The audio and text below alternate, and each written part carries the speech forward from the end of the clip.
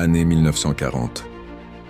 Pendant que tout le monde étudiait la physique avec des équations incompréhensibles, un jeune Américain du Bronx posait des questions que personne n'osait poser. Mais pourquoi ça marche comme ça? Son nom, Richard Feynman. Un gars brillant, drôle et complètement allergique à la prétention académique. Feynman n'était pas comme les autres scientifiques. Il détestait apprendre par cœur. Il disait toujours « Si tu ne peux pas expliquer un concept à un enfant de 12 ans, c'est que toi-même tu ne l'as pas compris. » Alors il a inventé sa propre méthode d'apprentissage, aujourd'hui connue sous le nom de méthode Feynman. 1. Choisis un sujet. 2. Explique-le comme si tu le racontais à un enfant. 3. Repère les trous dans ta compréhension. 4. Simplifie encore. Grâce à ça, il pouvait comprendre n'importe quel sujet, de la mécanique quantique à la biologie, en passant par les tam-tams brésiliens. Pendant la Seconde Guerre mondiale, il est recruté dans le projet Manhattan pour concevoir la bombe atomique.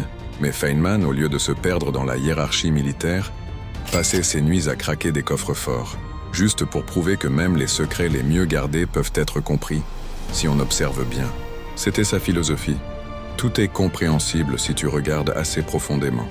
Dans les années 50, Feynman s'attaque à ce que tout le monde jugeait impossible.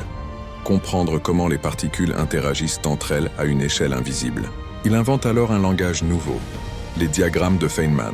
Des dessins simples, faits de flèches et de boucles, qui décrivent des phénomènes que même les super-ordinateurs modernes ont du mal à simuler. Grâce à lui, la physique quantique est devenue compréhensible. Et ce langage est encore utilisé aujourd'hui pour concevoir les ordinateurs quantiques et la nanotechnologie. Mais ce qui rendait Feynman vraiment unique, c'était son attitude. Il refusait de se prendre au sérieux. Il peignait, jouait du bongo, décodait des langues, construisait des radios et disait « La vie, c'est pas de devenir intelligent, c'est de rester curieux. » Feynman a gagné un prix Nobel, oui, mais plus important encore, il a inspiré des millions de scientifiques à penser différemment.